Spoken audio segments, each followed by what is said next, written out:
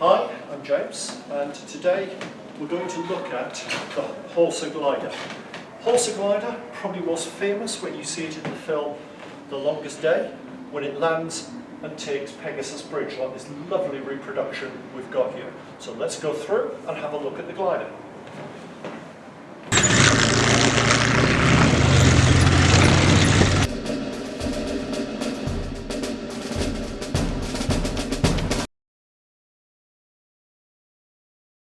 Okay, so we have here a Horsa glider. Horsa was one of the main troop transport gliders of the war.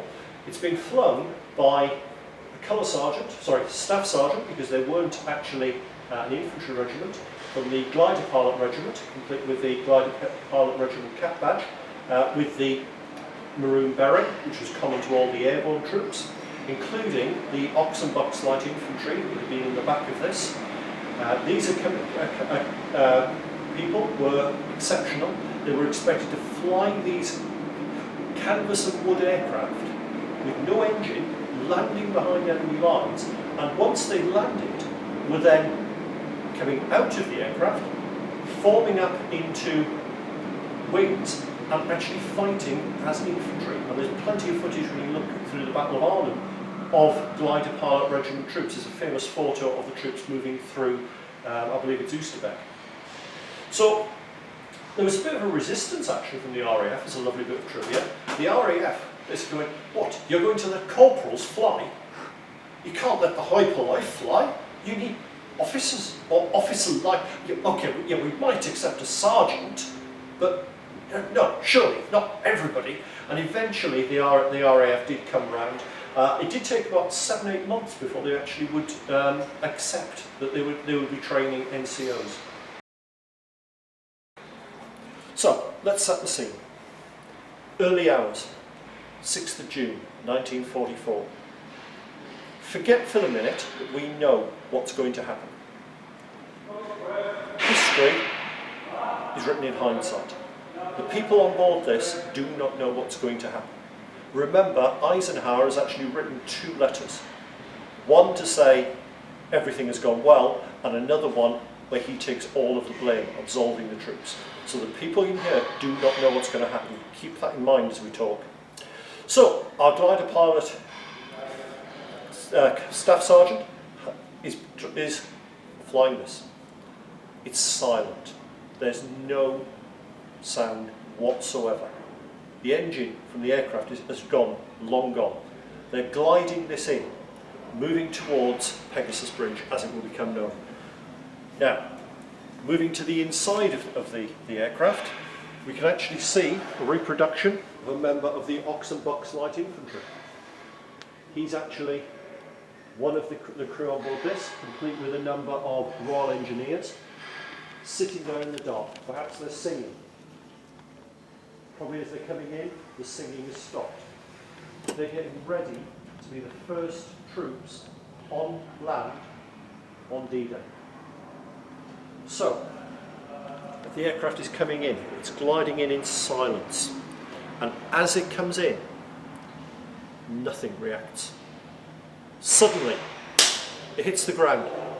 It skids along the ground, crashing through barbed wire. There is noise, there's everything. People are thrown about inside. And as they're thrown about, they're expecting the Germans to open up on them. But nothing. It's silent. What's going on? They have landed almost on the bridge. As they actually start getting out, there's still silence. The Germans haven't seen them. They're readying the weapons. They're running towards the bridge. As they're running towards the bridge, still nothing.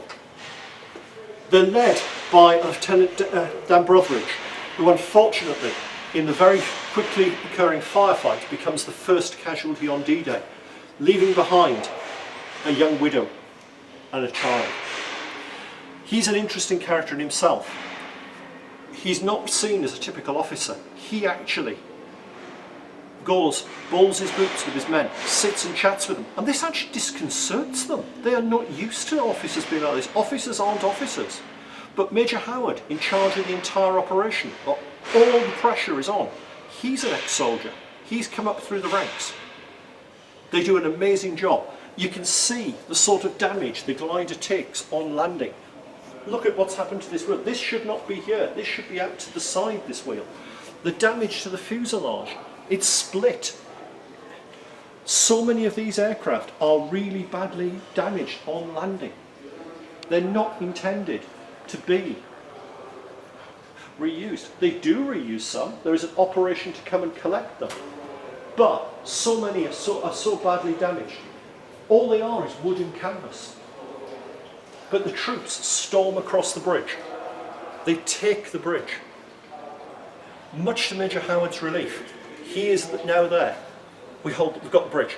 The message is sent, ham and jam. They are holding the bridge. Now all they've got to do is hold until relieved. They sit there, they hold the bridge. And being British squaddies, they've also taken the first building taken on D-Day. And being squaddies, it's the local pub. They have captured the Café Gondry, which has become now an airborne museum, which I would love to visit one day. So,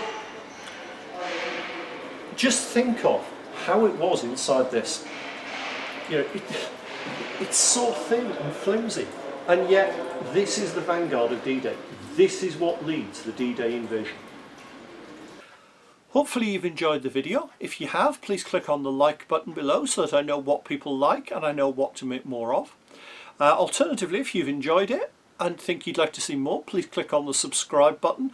That way you get notified by YouTube whenever I bring out a new video. And you never know, there might be something in there that you hadn't considered, because I do cover a variety of things on the channel. And finally, if you have a little bit of cash going, I now have a Patreon account. I'm always looking for patrons, because at the end of the day, let's be perfectly honest, it's a good way for me to get a little bit of money that I'll use to buy review items or to travel to museums and so on. I don't put a huge amount on that. At the minute, all we've got is one tier charging £1 a month, which just, as I say, helps cover my costs. See you soon.